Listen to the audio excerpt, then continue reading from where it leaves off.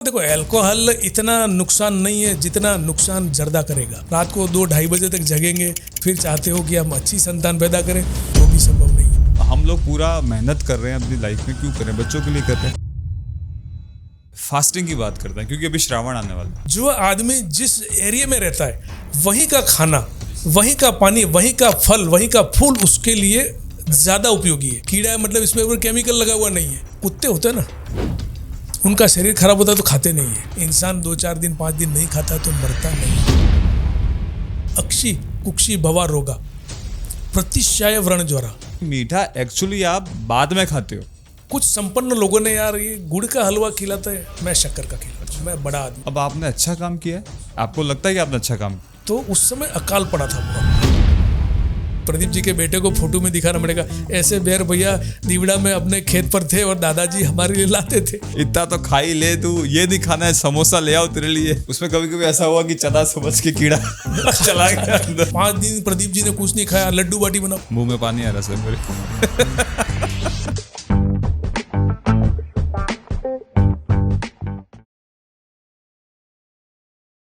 तो सर हमने नहा लिया है। अच्छा, ठीक है, अच्छी अब बात आगे है। आगे क्या है देखो, सर? नहा लिया आपने, कोई बात नहीं। नहाने के बाद ब्रेकफास्ट तो हो ही गया था। नहाने के बाद क्योंकि अपनी दिनचर्या चालू होती है 10 बजे से या 11 बजे से, आप अच्छा सा भोजन लीजिए। अब डाइट पर आते हैं अपन। जी सर, ठीक इम्पोर्टेंट है, टॉपिक। इम्पोर्टेंट टॉपिक डाइट वाली है। सबसे पहले भोजन की बात करते हैं तो ये जितने भी ये हमारा शरीर है, आप जानवर को देखते हो, कभी मसाले खाते हैं वो? नहीं सर। हैं? कितना भी देख लो आप, कोई भी जानवर ले लो, कोई गर्म किया हुआ खाता है? जी सर, नहीं सर। इंसान ने ही धीरे धीरे धीरे धीरे अपने शरीर को खुद बिगाड़ लिया। देखो, मैं गर्म खाने का विरोधी इसलिए नहीं हूँ कि अपनी आते ऐसी हो गई। अब अपने डीएनए में वो चीज़ आ गई कि अपन कच्चा नहीं खा सकते। लेकिन आज से आप उस समय जाओ जब इंसान धरती पर आया तो वो पका के नहीं खाता था। जो स्टोन एज है, पाषाण काल। पाषाण काल में आज चलते रहो ना, पका के खाओ। उतना भले दूर जाओ, लेकिन मैं क्या कह रहा हूँ, तब पकाने का रिवाज ही नहीं था, तब भी तो इंसान जिंदा था। तब मसालों का रिवाज ही नहीं था, तब भी इंसान जिंदा था।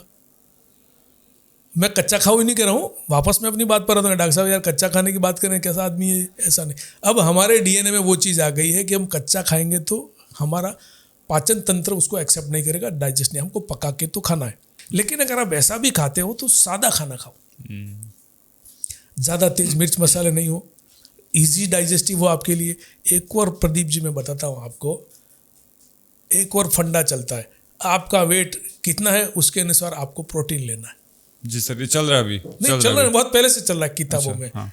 लेकिन उसमें मेरा विचार यूँ है, जैसे मैं, देखो मेरे को एग्जैक्ट आइडिया नहीं है, लेकिन मैं जस्ट एग्जांपल के लिए बोल रहा हूँ। अगर आपका वेट 60 किलो तो आपको 60 ग्राम प्रोटीन खाना है। एग्जैक्ट आंकड़ा नहीं हो, चलो 60 ग्राम आपका प्रोटीन दे दिया। लेकिन आपके 60 किलो वेट के भाई आपके दूसरे बैठे हैं टीम के, बराबर है, शूटिंग कर रही है जी। उनको भी मैंने 60 ग्राम दे दिया, उनको डाइजेस्ट नहीं हुआ। उदाहरण के लिए मैं बताऊं, आप 1 मिर्च खा सकते हो, मेरे को 1 मिर्च खिला दी तो दस्ते चालू हो जाएंगे। सही बात है। तो डाइट के अंदर मैं वापस अपनी बात आता हूं, डाइट के अंदर इंसान को वो चीज़ खानी चाहिए जो उसके लिए इजी डाइजेस्ट हो। आपको ऐसा चार्ट मत बनाइए कि प्रदीप जी 60 किलो के हैं तो 5 रोटी खाएंगे, और महेश जी 60 किलो के हैं तो उनको भी 5 रोटी खिलानी है। महेश जी की रोटी 4 ही हजम होती है। मतलब सर आप कह रहे हो कि डाइट को जनरलाइज मत कीजिए, हाँ, वो पर्सनलाइज कीजिए। उसको पर्सनल लेवल पर लीजिए। उसका पावर कितना है, वो कितना काम करता है, कितना पचा पाएगा। जी सर। क्या प्रदीप जी, आपके घर भैंसे हैं, ठीक है, आप आधा किलो या 1 गिलास भर के दूध पी जाओगे, सही बात है। आपकी आदत में। मेरे घर भैंस नहीं है, मैं कभी दूध नहीं पे, 1 लीटर दूध पी गया तो मेरे को तो डायरिया हो जाएगा। सही बात है सर। तो आदमी कितना पचा सकता है? आप चने की दाल कितनी खा सकते हो, आप रोटी कितनी खा सकते हो? आपके पिताजी, मुझे पता है, मैं आपका पारिवारिक मित्र भी हूँ। जी। आपकी दादी एक पूरी रोटी में उनको आधा कप घी देती थी। जी सही ठीक बात है। हाँ। एक दिन मैंने भी घर में खाया आधा कप, जब मोहन जी खाते तो मैं क्यों नहीं खा सकता? मैंने भी आधा कप घी ले लिया उसमें, तो मेरे को 2 दिन सोया रहना पड़ा।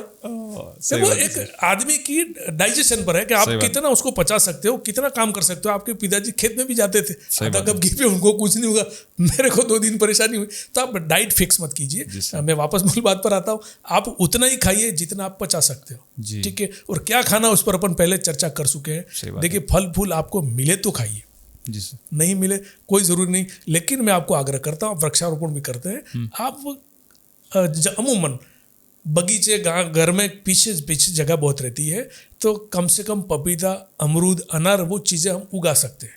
और पपीता सर हमारे यहाँ पे नेचुरल उगता भी है। नेचुरल उगता है, उसके लिए ज़्यादा परेशान होने की ज़रूरत सही नहीं है। अनार और अमरूद भी बहुत होते हैं अपने आप, परंपरागत फल थे अपने फल थे, यहाँ, अमरूद तो सीताफल भी भी होते थे। जी सर। तो इस तरह का भी आप प्रचार प्रसार करिए, कोई खरीदने की ज़रूरत नहीं है। और मैं तो बताता हूँ, पपीते आजकल जितने भी फल आ गए, फलों की बात मैं कर दूं ना आपको, सबसे ज़्यादा केमिकल फलों पर आते हैं। सबसे ज़्यादा आप मैं बताता हूँ, कश्मीर से निकला हुआ एप्पल जी, क्या आपके आते आते ख़राब नहीं हो? आप यहाँ से कोई आम ले जाओ, आपके घर का, आपके खेत से उगा हुआ है, आपके खेत में जो आम है, कश्मीर तक जाते जाते ख़राब हो जाता है। होता है कि नहीं होता?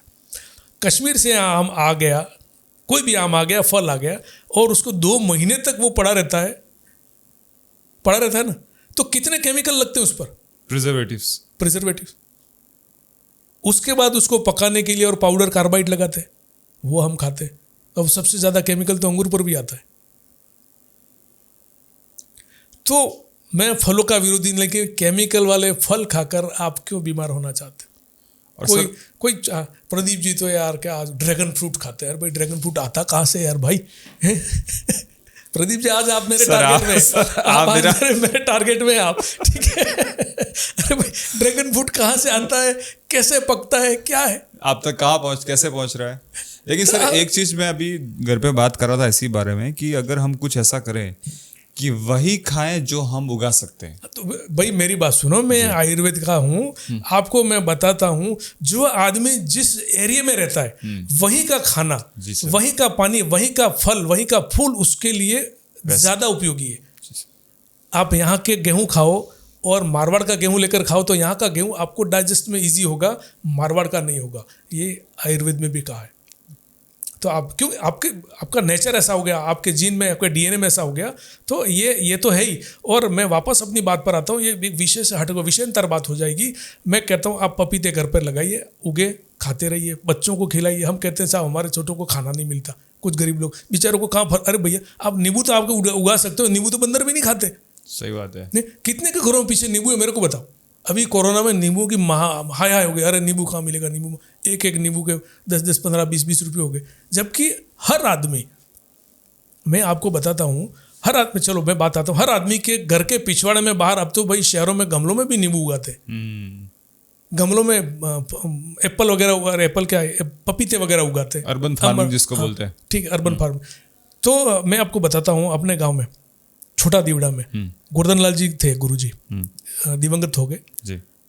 तो उस समय अकाल पड़ा था, बहुत जबरदस्त अकाल पड़ा था। मैं चश्मदीद गवाह, उसका अपनी माही नदी सूख गई थी।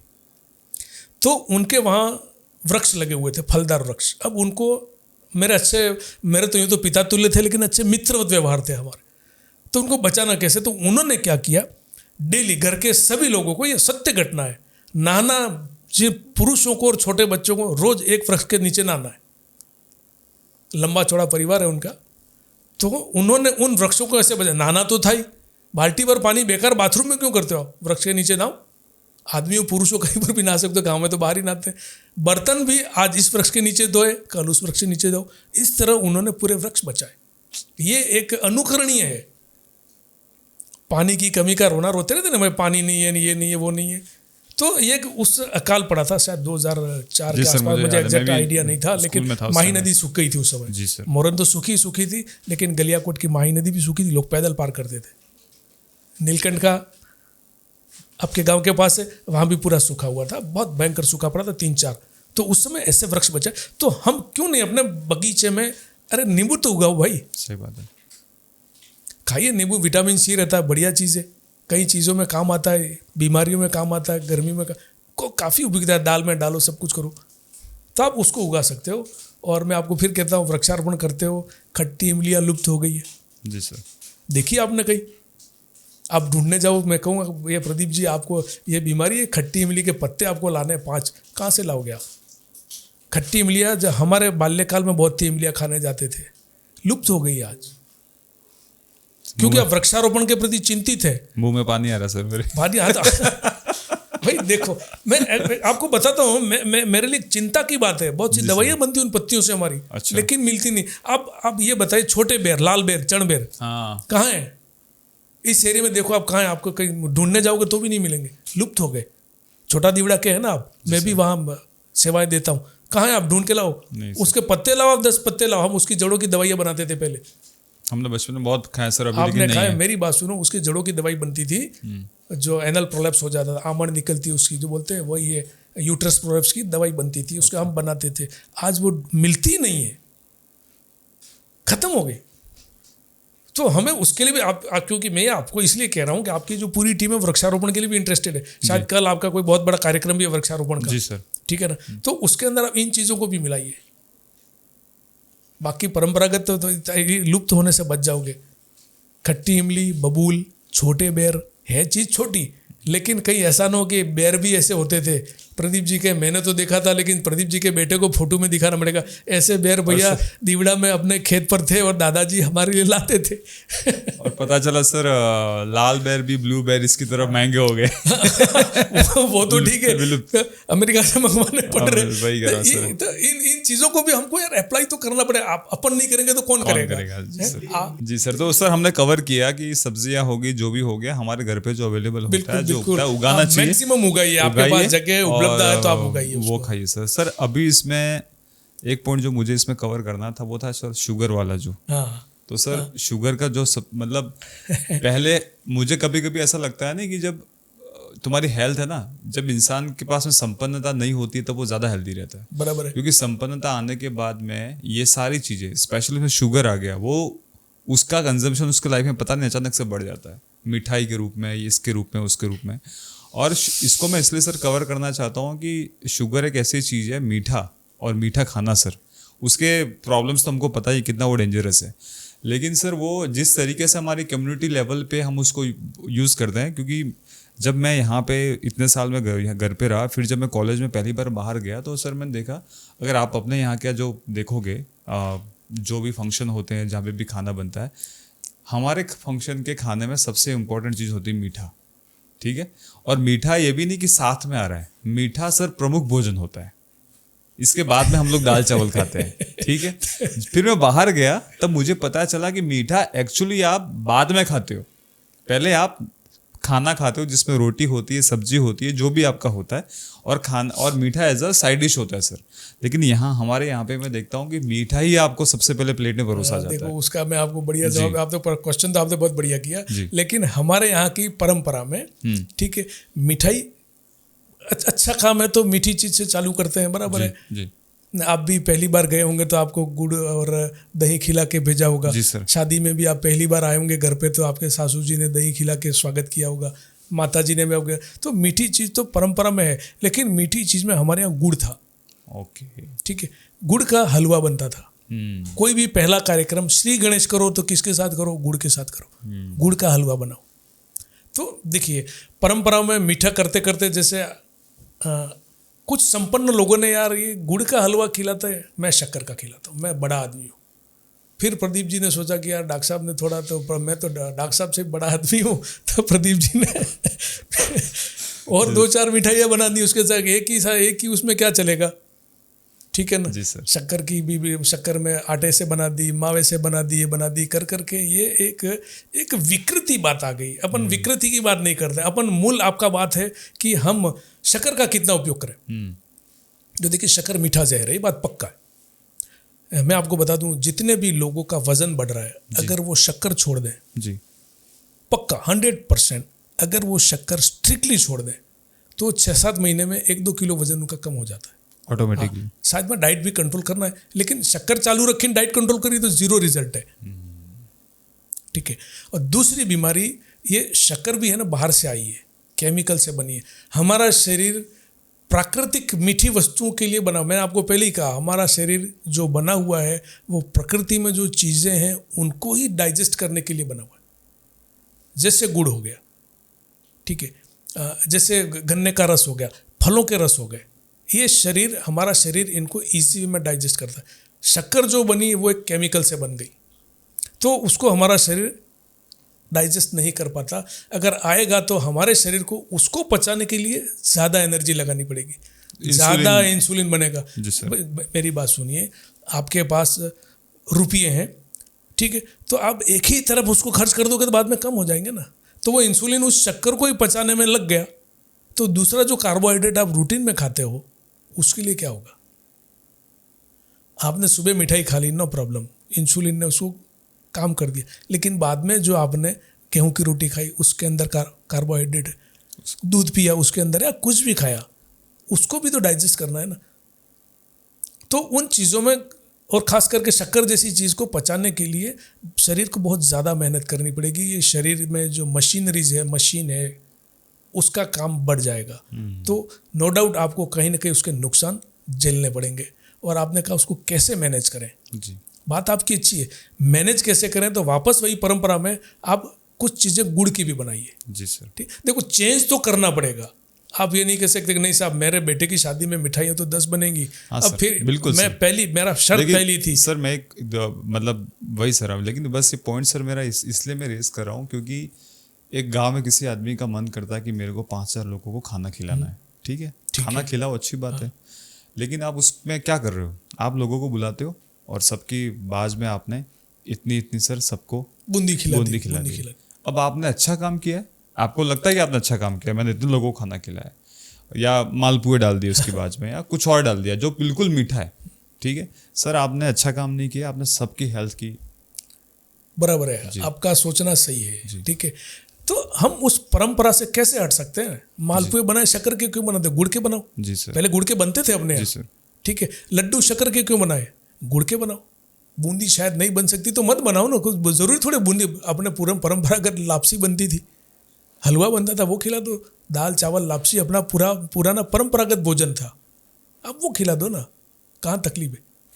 तो देखो बदलना पड़ेगा, और हम नहीं बदलेंगे तो कौन बदलेगा? सही बात है सर। इसलिए आप ये भी चाहोगे नहीं मैं शक्कर भी खाऊं आनंद भी रहे, तो ये नहीं, आपको अपने आप को चेंज करना पड़ेगा।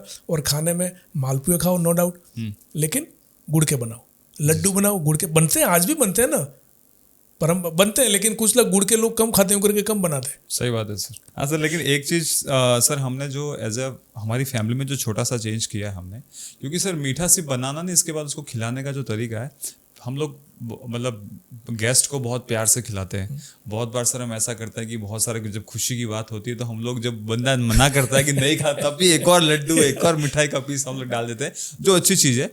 लेकिन सर जब हमें पता है कि वो उसको नुकसान करेगी तो हमें शायद नहीं खिलाना चाहिए। एक चीज़ जो हमने सर हमारे फैमिली में जो की है छोटी सी, कि पहले हमारे घर पे जब भी कोई खाने के लिए आता था, जैसे फैमिली में जो रिलेटिव्स वगैरह खाने के लिए बुलाते हैं आप, तो पहले सर हमारा फोकस मीठे पे ही होता था। लेकिन अभी हमारे फैमिली में हमने चीज़ किया कि हम उसको नॉर्मल घर का खाना, अच्छा खाना खिलाते हैं, रोटी सब्जी जो भी अच्छी बना के खिलाते हैं, और छोटा सा सर स्वीट साइड में खिलाते हैं। उसमें भी हम लोग ध्यान रखते हैं कि ऐसा कुछ नहीं खिलाए कि उसको बहुत ज़्यादा दिक्कत हो जाए। तो एक सर मैं ये इसलिए पॉइंट आउट कर रहा हूँ क्योंकि एक कम्युनिटी लेवल पे सर हमको ये चेंज लाने की ज़रूरत है, ताकि लोगों की हेल्थ ख़राब ना करें। किसी को घर पर बुला के ऐसा नहीं कि उसको हम लोग बीमारी दे के भेजें या बीमारी बढ़ा के भेजें उसकी। देखो ये तो दोनों को सोचना है, मेहमान को भी नहीं लगना चाहिए कि यार प्रदीप जी ने मेरे को खिलाया नहीं, ठीक है, और आपको ही लगना चाहिए कि डॉक्टर साहब बीमार नहीं हो। आप, मैं कह रहा हूँ परंपरागत बनाओ ना। आपको चलो मीठा खाना है, मैं आपके घर जिमने आ रहा हूँ तो मिठाई क्यों खिलाते हो? मेरे को मालपुए खिलाओ। जी सर, वही कह रहा हूँ मैं सर। आप परंपरागत लड्डू खिलाओ, गुड़ के लड्डू। साहब गुड़ के लड्डू हैं, डॉक्टर साहब एक और ले लो। लपसी बना दो साहब, 1 चम्मच और ले लो। वो ठीक है, उसका आदमी का कैपेसिटी, उसको कम खाना चाहिए, पेट खराब हो, ऐसा नहीं करना चाहिए, लेकिन एटलीस्ट उसको कैंसर नहीं करेगा। जी सर, मैं वही कह ठीक है, एटलीस्ट उसको कोई ऐसी बीमारी नहीं करेगा कि आपको बाद में ये टेंशन हो गया यार ये खाने से हो गया। ठीक है, ज़्यादा से ज़्यादा डाइजेशन नहीं होगा तो सोया रहेगा, 1-2 दस्त लगी ठीक हो जाएगा। तो परंपरागत खाने पर ही आपको वापस आना है। ठीक, एक और आजकल का ना बुफे का सिस्टम हो गया, उसके साथ लिखा होता है स्वरुचि भोज, बराबर। लेकिन स्वरुचि भोज, आपकी जितना रुचि हो उतना लीजिए। लेकिन अब क्या करते हैं यार, बहुत भीड़ हो गई प्रदीप जी के वहाँ, वापस नंबर आएगा कि नहीं आएगा, बहुत सी पूड़ियाँ लेगी, वो जब मेरे को नहीं पसंद है वो भी ले तो बेकार जाएगा वो। और आजकल सब्जियों में वो ग्रेवी का सिस्टम आ गया है, क्या पता कितने सारे मिलू के ने ऐसा ख़राब कर देते हैं उसको, तो वो भी इजी डाइजेस्ट नहीं है, बहुत सारा तेल डाल देते हैं। जी, आपको मैं बताऊँ, खाने में जहाँ तक वो क्या बोलते हैं, अच्छी चीज़ प्योर होने की बात है, तो हम किसी पर भरोसा नहीं करते। समझ में आया कि नहीं आया कि यार इस आदमी से मैं दूध ले रहा हूँ तो प्योर दे रहा है कि नहीं दे रहा है, एक क्वेश्चन मार्क है। हम अपने भाई के घर से भी दूध ला रहे हैं ना खरीद के, तो एक क्वेश्चन मार्क है कितना पानी मिला होगा इसमें, एक सामान्य बात है। ठीक है, तो आप जिस रेस्टोरेंट में, होटल में, या जिस हलवाई को ठेका दे रहे हो, वो आपके लिए एकदम शुद्ध घी लाएगा, एकदम शुद्ध तेल लाएगा, उसकी क्या गारंटी? नहीं है सर। ठीक है, तो आपको ठूस ठूस कर नहीं खाना चाहिए। ठीक है, खाया स्वर, उस नाम ही स्वरुचि भोजन, आपके कार्ड में लिखा है स्वरुचि भोज, श्रीमान डॉक्टर साहब स्वरुचि भोज में आप पधारे। भोजन का समय भी बात कर रहा हूँ, आपके आगमन तक क्यों भाई, रात को 10 बजे खाने का टाइम है क्या? सही बात है सर। उस समय पर आऊंगा ना, अभी आपने पूछा नहीं मेरे को कब खाना चाहिए, अभी खाना क्या चाहिए उस पर चल रही है बात अपनी। जी सर, समय पे आएंगे हम। समय पर आएंगे। तो खाना आपकी रुचि के अनुसार जितना आप पचा सको, ठीक है। और आयुर्वेद में तो ये कहा है कि आप उसका 1/4 खाली रखो जी। पेट आपका 100% है तो 75% खाओ, 25% खाली छोड़ दो उसको। गैस वगैरह जो बनती है ना, वो खाना बनेगा, अंदर उठाक पटाक होगी, उसके अंदर केमिकल रिएक्शन होंगे, कुछ हार्मोन्स मिलेंगे, जो भी मिलेगा, तो वो एक प्रकार की गैसें बनाएगा। जैसे अपन कुकर चढ़ा दो ना, कुकर भर के चढ़ा दोगे अंदर पूरा, तो वो फूट जाएगा। उसके गैस के लिए आप उसको मार्जिन रखते हो, वाष्प वगैरह बनती है ना, उसके लिए पानी गर्म होगा, भाप बनेगी, निकलेगी कहाँ से। तो ऐसे शरीर को भी थोड़ा खाली छोड़ना है, ताकि उसके अंदर जितने भी केमिकल रिएक्शन हो, पाचन के, डाइजेशन से रिलेटेड, उनकी गैसें वगैरह संचरण पर्याप्त होता रहे, आपको दुखे नहीं, और वो खाना अपने आप ढंग से अपना रास्ता तय करता रहे। अब बात खाने की पे आते हैं। 10 बजे थे, पर अभी तो सुबह 10 बजे चल रहे हैं भाई साहब। जी सर। 10-11 बजे आप खाना खा लीजिए, कोई बात नहीं। 10-11 बजे का टाइम प्रॉपर है। सुबह 6-7-8 बजे तक नाश्ता कर लीजिए, 10-11 बजे तक का खाने का लंच। प्रदीप जी का लंच 11 बजे होगा, यूँ आना चाहिए। ऐसा नहीं प्रदीप जी 2 बजे लंच ले रहे हैं, काय का 2 बजे लंच दे रहे हो भाई, क्यों ले रहे हो 2 बजे? फिर डिनर कब करोगे? जो एक और शास्त्रों में लिखा है, सूर्यास्त के बाद खाना नहीं खाना चाहिए। आपको देखा, जैन धर्म वाले नहीं खाते। हाँ। अब क्यों नहीं, मैं साइंटिफिक रीजन बताता हूँ उसका। सूर्य जो है ना, वो पूरी सृष्टि को चलाता है।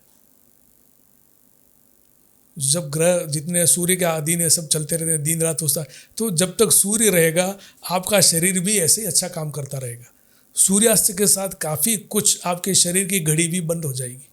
बॉडी क्लॉक जिसको बोलते हैं, बॉडी क्लॉक, जो सूर्य से रिलेटेड है। सूर्य, मेरी बात सुनो, आपको बता देता हूँ इजी वे में। आपको 3-4 बजे नींद नहीं खुलती, अगर आप नॉर्मल इंसान की तरह जीते हैं नॉर्मल, तो आपका जैसे ही सूर्योदय का टाइम होगा नींद खुलेगी।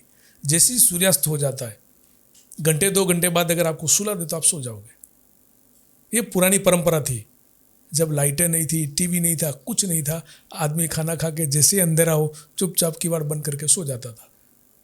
और उठने का समय था सुबह 5 बजे, 4-5 बजे। वो भी इसलिए उठता था ताकि दिन का काम करने में उसको ज़्यादा टाइम नहीं लग जाए। तो जैसे ही सूर्यास्त होता है, आपको खाना नहीं खाना चाहिए। लेकिन आज की लाइफस्टाइल ऐसी हो गई है, तो रात का खाना हल्का खाओ तो इजी डाइजेस्ट हो जाएगा। ऐसा नहीं है कि यार आप जा रहे हो, पार्टी में जा रहे हो, आज तो खाना पार्टी में खाऊंगा, मम्मी मैं नहीं आऊँगा लेट, पार्टी में 12-1 बजे तक नाचते हो, गाते हो, खाते हो।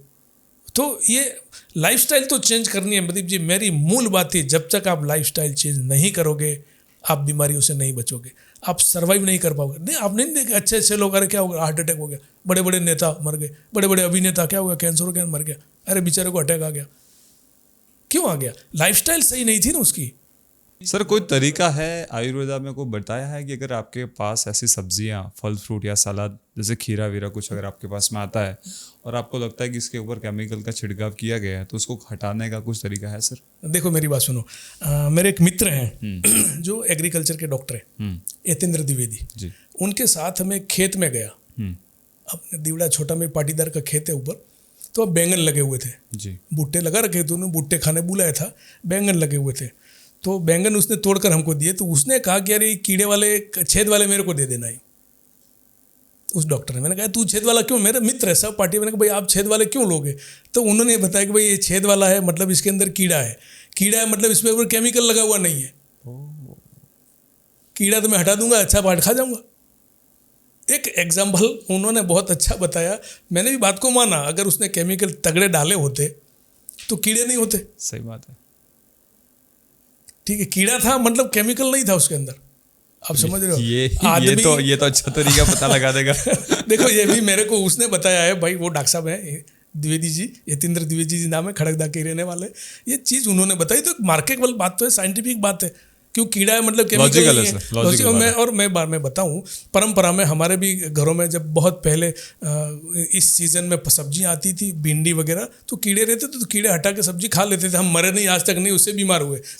कोई कह सकता है यार कीड़े वाली सब्जी खाने से ये हो सकता है वो हो सकता है। तो जहाँ तक मेरा अनुभव है, आपने पूरा आप अपने बुजुर्गों से पूछिए, मुझे भी याद खा सकते हैं उसको हटा दीजिए। मतलब केमिकल नहीं है वो कीड़ा, कोई आपके लिए जहर नहीं है। हो सकता है थोड़ा और ज़्यादा पार्ट हटा लीजिए आप, ठीक है। इस बात को किसी को अच्छा लगे नहीं लगे, लेकिन मैं मेरा एक्सपीरियंस बता रहा हूँ। सर बहुत बार ऐसा हुआ ना कि जब पहले जब वो चना आता था सर, खेत से निकाल के, उसमें कभी कभी ऐसा हुआ कि चना समझ के कीड़ा चला गया अंदर। क्या की और खाइया, ठीक है। अब मेरी बात सुन, अब चने वाला जिसके अंदर के चने के खेत में कीड़ा है, अगर उसने, आप तो काश्तकार भी हो, आपने बढ़िया दवाई डाल दी तो आपके कहीं एक भी कीड़ा नहीं रहेगा सर। मतलब उस चने में केमिकल तो चला गया। जी सर। वो चना कहीं ना कहीं आपके पेट में आ गया, वो चने की घास से आपके उसमें पशु में चला गया। वो पशु का दूध आपको नुकसान नहीं करेगा भैया, आपका बेटा पिएगा। आप तो दूध के साथ रोटी भी खा रहे हैं ना, लेकिन आपका 1.5-2 साल का बेटा जो दूध पर ही निर्भर है, उसका क्या होगा? उसके अंदर कितना यूरिया, कितना केमिकल चला गया, आप उसकी चिंता करिए ना। जी सर। आपने तो 1 गिलास दूध पी लिया, आप तो एडल्ट आदमी, मजबूत आदमी है, जिम विम जाते हैं, जिमने भी जाते हैं, आपको कुछ नहीं होगा, क्योंकि आप उसके साथ दूसरे भी स्प्राउट्स वगैरह खाते हो ना। जी सर। लेकिन जो आपका बेटा 1.5-2 साल का है, वो तो दूध पर ही जिंदा है ना। उसको ठीक है, क्या कितनी रोटी खाता होगा, ज़्यादा दूध पीता है, तो उसके इफेक्ट उसके जीवन में कब आएंगे? आप वो बिल्कुल प्रदीप जी, आप पूरा पॉडकास्ट एक तरफ रखिए, आप इस चीज़ को मैं बात करता हूँ सर। मैं बिल्कुल चिंता की बात। जी सर, ये बहुत सीरियस टॉपिक है, और मेरे फादर से बहुत ज़्यादा इस बारे में मेरा डिस्कशन भी हो जाता है कभी कभी, कि मैं फादर को बोलता हूँ कि पापा अब ये दूध पहले जैसा नहीं रहा है। मेरे फादर का ये मानना है कि बच्चा तो दूध से ही तगड़ा होता है, इसको दूध पिलाओ। लेकिन मैं फादर को बोलता हूँ कि पापा पहले वाला दूध ये नहीं रहा है, अब इसको थोड़ा दूध का क्वांटिटी कम कर देते हैं। बच्चों की डाइट पर मैं आता हूँ। जी सर। अभी तो अपनी एडल्ट की डाइट चली है, अच्छी बात करी आपने। लेकिन मैं एक चिंताजनक बात बताता हूँ। जी सर, बहुत सीरियस मैटर है सर, क्योंकि हम लोग पूरा मेहनत कर रहे हैं अपनी लाइफ में, क्यों कर रहे हैं? बच्चों के लिए कर रहे हैं, और वही बच्चे की हेल्थ पे ही बात आ गई है, तो फिर आपकी दूसरी कोई भी मेहनत क्या काम की आपकी? बिल्कुल। तो आप उसकी देखिए, दूध आपका हो गया, और आपको एक और मैं आपको बता दूं भैया, ये भी सीरियस मैटर है यार। जो माएँ दूध पीती हैं, उनके जो माँ का दूध बनता है, उसके साथ भी वो यूरिया जा रहा है। समझ गया? तो सर क्या ये चीज़ उन पे भी अप्लाई होती है जो औरतें अल्कोहल का सेवन करती हैं? बिल्कुल पक्का।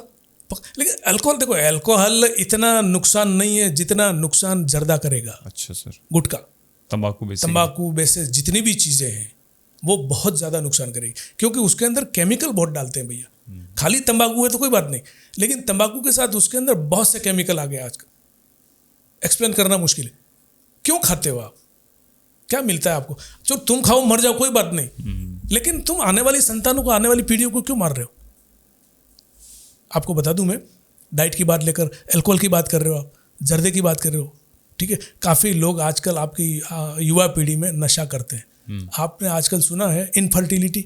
जी सर। तो आपका बढ़ेगा, ये पॉडकास्ट का बढ़ेगा, बहुत इंपॉर्टेंट बता रहा हूँ, क्योंकि डाइट पर आ गया ना, ये डाइट से रिलेटेड ही है। इनफर्टिलिटी के सुना? और मैं देख रहा हूँ कि वागड़ में ऐसे केसेस बहुत बढ़ रहे हैं। बहुत बढ़िया आपका बात, मेरी बात सुनो। इनफर्टिलिटी यानी बच्चे नहीं होना, जी आजकल बहुत बढ़ गया है। समझ रहा है मेरी बात? क्यों बढ़ गया है? पहले तो आराम से बच्चे होते थे, कोई नया फर्क तो आया नहीं है, सब प्रक्रिया जैसे चल रही थी आज भी चल। ये इनफर्टिलिटी बढ़ा क्यों? बढ़ा इसलिए कि हम केमिकल खाने लगे। सर मैं अपने मतलब जिन लोगों को मैं पर्सनली जानता हूँ और जो ये प्रॉब्लम से जूझ रहे हैं ना, तो मैं देखता हूँ कि सर सबसे पहले जैसे उन लोगों की समस्या आती है ना, लोग सबसे पहले भाग के डॉक्टर के पास में जाते हैं।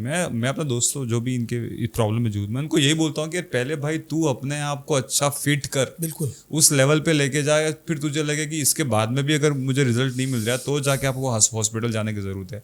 वो सीधा सर दवाई पे चले जाते हैं। वो ये नहीं देखते कि हो सकता है मेरे शरीर में ही कुछ कमी हो जो मुझे और ज़्यादा मतलब फिटनेस को सही करने की ज़रूरत है। आप सही कह रहे हो। देखो आयुर्वेद में एक सूत्र है, जैसे खेत होता है ना अपना खेत, जी ऋतु क्षेत्राम्बु बीजा नाम, एक संस्कृत का है ऋतु, मतलब फसल कब होती है आप जानते हो काश्तकार। ऋतु, क्षेत्र यानी खेत, अंबु यानी पानी और बीज, समझ में आया कि नहीं? ये चीज़ें बराबर हों, ऋतु, क्षेत्र, अंबु और अंबु पानी, ऋतु यानी मौसम। जी। आपको मक्का पैदा करना है, आपको चने पैदा करने हैं, तो आपको ठंड का मौसम चाहिएगा। सही बात है। क्षेत्र, खेत आपका बराबर होना चाहिए, सही बात। खेत भी गड़बड़ है तो नहीं होगा, पानी भी मिलना चाहिए और बीज भी अनुकूल होना चाहिए। तो ये सब चीज़ें अनुकूल करने के लिए आपको, पुनः बात करता हूँ, परंपरागत चीज़ों को अपनाते हुए अच्छा खान पान, अच्छे विचार रखने होंगे, तभी जाकर ये इनफर्टिलिटी की समस्या सही होगी। वरना आपको आईवीएफ कराओ तो भी आपका जो अगर क्षेत्र खराब हुआ, यानी महिला का गर्भाशय अच्छा नहीं हुआ, बच्चा गिर जाएगा। आप कुछ भी करिए, गर्भाशय खराब यानी खेत खराब। सही बात है। ठीक है, मौसम तो अनुकूल होना चाहिए। जैसे शरीर का हार्मोन्स, वो उससे मौसम से ले लिए, शरीर में कौन से हार्मोन्स कब आपके डिस्चार्ज हो रहे हैं, कब आ रहे हैं, बन रहे हैं, तो उसको मौसम से लीजिए। महिला का गर्भाशय, ओवरी वगैरह, उसको आप खेत से लीजिए। पानी, न्यूट्रिशन से लीजिए। और बीज पुरुष का भी तो अच्छा होना चाहिए। आपके खेत में अच्छा बीज होगा तो अच्छी फसल होगी। सही बात है। बीज खराब डाल दिया तो फसल भी खराब होगी। तो ये जब चीज़ें सही कैसे होगी, हम परंपरागत जीवन शैली को अपनाएंगे, परंपरागत खान पान को अपनाएंगे, परंपरागत रीति रिवाजें उनको अपनाएंगे तो ही होगा। मैं फिर से सभी सुनने वालों को कह रहा हूँ, आप प्रकृति से खिलवाड़ मत कीजिए, प्रकृति से दोस्ती करिए। आप प्रकृति से अलग जाएंगे, रात को 2-2:30 बजे तक जगेंगे, फिर चाहते हो कि हम अच्छी संतान पैदा करें, तो भी संभव नहीं है। तो भी ऋतु, क्षेत्र, अंबु, बीज वाली वो जो मैंने आपको परिभाषा बताई, कहीं ना कहीं आप उसको मिस कर रहे हैं। उनका समय है वो, अभी इस पॉडकास्ट में बात करने के लिए वो चीज़ अभी नहीं है, विषयांतर हो जाएगा, बात लंबी हो जाएगी। हम कहाँ थे भाई प्रदीप जी? भोजन पर, डाइट पर थे। तो डाइट पर मैंने बहुत कुछ कह दिया जी सर। ठीक है, फिर आप अपन काम पर आते हैं सर। एक लास्ट चीज डाइट पे। सर डाइट पे खत्म हो गया क्योंकि मेरा एक सवाल है। हाँ बढ़िया, आप सवाल करिए, मैं सवालों के लिए बैठा हूँ। सवालों का जवाब देना मेरे को अच्छा लगता है जी सर। फास्टिंग की बात करते हैं क्योंकि अभी श्रावण आने वाला है। बहुत बढ़िया बात की, अपन इसको चूक रहे थे जी। ठीक है, फास्टिंग देखिए, फास्टिंग हमारा शरीर जो है ना, आप मैं आपको आपकी भाषा में बताता हूँ। आपका कंप्यूटर ज़्यादा देर चलेगा ना, अभी उन्होंने ब्रेक लिया था जी, तो ऐसा हमारा शरीर निरंतर काम करता रहता है, 24 आवर काम करता है। तो कई बार उसको थोड़ा रेस्ट देना पड़ता है। ठीक है, रेस्ट देने के लिए हम क्या कर सकते हैं? सांस तो बंद नहीं कर सकते भाई, सांस बंद कर दें तो चलो थोड़ी देर मर जाएंगे हम। तो शरीर को रेस्ट, सबसे ज़्यादा काम हमारी आंतें करती है। हम खाना खाते हैं, आंतें काम करती है, खून बनता है, सब चीज़ें बनती है। तो शरीर को रेस्ट देने का सबसे अच्छा तरीका कि भाई चलो खाना कम डालो इसके अंदर, या एक दिन मत डालो। हाँ, आपको पता है कुत्ते होते हैं ना, उनका शरीर खराब होता है तो खाते नहीं है। आपके घर गाय भैंसे हैं, बराबर है, उनका शरीर खराब होता है, बीमार होती है तो खाते नहीं है। खाते नहीं है तो उसका पूरा का पूरा सिस्टम जो उस बीमारी को ठीक करने में जाता है, खाओगे तो पहले तो वहाँ आ जाएगा, मेहनत उधर लग जाएगी। तो आप तो डाइट नहीं लेते हैं तो फिर उसका पूरा का पूरा इम्यून सिस्टम है, जितने भी सिस्टम है वो सब उस बीमारी को ठीक करने में लग जाते हैं। वैसे अपन खाना नहीं खाएंगे तो हमारे अंदर जो भी टॉक्सिन्स बन रहे हैं, शरीर उनको डाइजेस्ट कर लेगा या उनको बाहर फेंक देगा। तो उपवास करना अच्छा है, लेकिन उतना ही उपवास करना जितना आप सर्वाइव कर सको। आपको बिना किसी सलाह के कुछ लोग लंबे चौड़े उपवास कर लेते हैं, वो ठीक नहीं है। उसके साथ जैनी करते हैं, बराबर, लंबा उपवास करते हैं, लेकिन वो किसी के मार्गदर्शन में करते हैं। ऐसा नहीं कि आज ही खाना छोड़ दिया। आपके जैन धर्म के कोई मित्र हों, आप उनसे पूछिए भी आप 5 दिन 6 दिन उपवास करते हैं, आपके संत महीने भर का करते हैं, तो वो कैसे करते हैं? एक परंपरा है, वो टेक्निक है। और उसके बाद चलो उपवास हो गए, आपने 5 दिन कर दिए, लेकिन उसको वापस चालू कैसे करना? 5 दिन प्रदीप जी ने कुछ नहीं खाया, लड्डू बाटी बनाओ, तो फिर आपने जो कपड़े धोए वो तुरंत वापस गंदे हो जाएंगे। उनको वापस सर्वाइव करने का भी एक अपना तरीका है, उसको लाइट खाने से चालू करना है। ठीक है, वो एक आप अच्छे अनुभवी की राय से कर सकते हैं, और करने भी चाहिए, मैं उसका विरोधी नहीं हूँ, लेकिन एकदम खाना बिल्कुल बंद नहीं करना है। आपको धीरे धीरे आप अनुकूल है, अदरवाइज चक्कर खा के आप नीचे गिर जाओगे। फास्ट करना चाहिए, सप्ताह में 1 बार, महीने में 1 बार, जैसा भी आपको रुचि हो। अरे कुछ नहीं तो आप हल्का खाओ ना जी सर, वो सबसे बेस्ट है। या रात का अवॉइड कर दो आप। देखो रात को, चलो हाँ रात को अवॉइड कर दो, दी बेस्ट है। लेकिन आप डेली दाल चावल सब्जी रोटी फल फूल खाने के आदि हो, कुछ नहीं, खिचड़ी खा लो ना, रात को भी खिचड़ी खा लो, 2-4 दिन खिचड़ी खा लो, दलिया खा लो, उसके अंदर हल्के से सब्जियां मिला के खा लो। आप अपनी डाइट जो प्लान है उसको चेंज कर दो, एकदम लाइट इजी में डाइजेस्ट होने वाली चीज, मेहनत कम कर दो, पेट की मेहनत कम कर दो। आपका मशीन पेट का ईजी हो जाएगा, काफ़ी पुर्जे आपके रिफ्रेश हो जाएंगे। एक बात सुन लीजिए मेरी, एक आयुर्वेद में कहते हैं अक्षी कुक्षी भवा रोगा, प्रतिशाय व्रण ज्वरा, आँख के रोग, पेट के रोग, सर्दी जुकाम और जो घाव बड़े बड़े हो जाते हैं और बुखार, उसमें आदमी को 5 दिन उपवास कराना है तो वो ऑटोमेटिक ठीक हो जाते हैं। आयुर्वेद में अक्षी कुक्षी भवा रोगा प्रतिशाय व्रण ज्वरा, ठीक है, आँख के रोग, पेट के रोग, सर्दी जुकाम, घाव और बुखार, उसमें उन्होंने लंगन बोलते हो, लंगन का मतलब उपवास, पूरा उपवास नहीं, कम कम खाना, डाइजेशन पावर को वहाँ से थोड़ा कम करके, ताकि वो रिकवरी जल्दी हो जाती है। तो करने चाहिए और करने भी चाहिए। कुछ नहीं कर सकते हो तो आप अपना डाइट में ऐसी चीज़ें मत खाओ जो इजी डाइजेस्ट नहीं हो। सर एक सवाल था उसमें मेरा कि जब किसी को फीवर आता है, बेसिकली फीवर तब आता है जब आपकी बॉडी, आपके अंदर जो बैक्टीरिया आ गया उसको फाइट कर रही है, तब आपका बॉडी गर्म होता है। तो जब फीवर आता है तो एक नेचुरल होता है कि बच्चे और हम भी हम खाना नहीं चाहते या हमें उस तरह की भूख नहीं लगती है। तो क्या सर ये मतलब अगर बॉडी में भूख नहीं लग रही तो हमको उसको ऐसे ही रहने देना चाहिए कि नहीं? तो क्या मैं जो जनरल प्रैक्टिस देखता हूँ कि अगर किसी का खाने का मन नहीं कर रहा है, फिर भी हमारी मम्मी आती है, बोलती नहीं बेटा तुझे 2 दिन से बुखार है, तू खा नहीं रहा है, खाना ही पड़ेगा, इतना तो खा ही ले, तू ये नहीं खाना है, समोसा ले आओ तेरे लिए। प्रदीप जी मैंने क्या बोला, एक श्लोक बोला मैंने, हाँ बराबर है, जिसमें ज्वर भी आ गया, 5 दिन और 5 रात्रि उनको उल्लंघन कराना है जी। तो शरीर अपने आप वो भूखा रहना चाहता है। जी सर।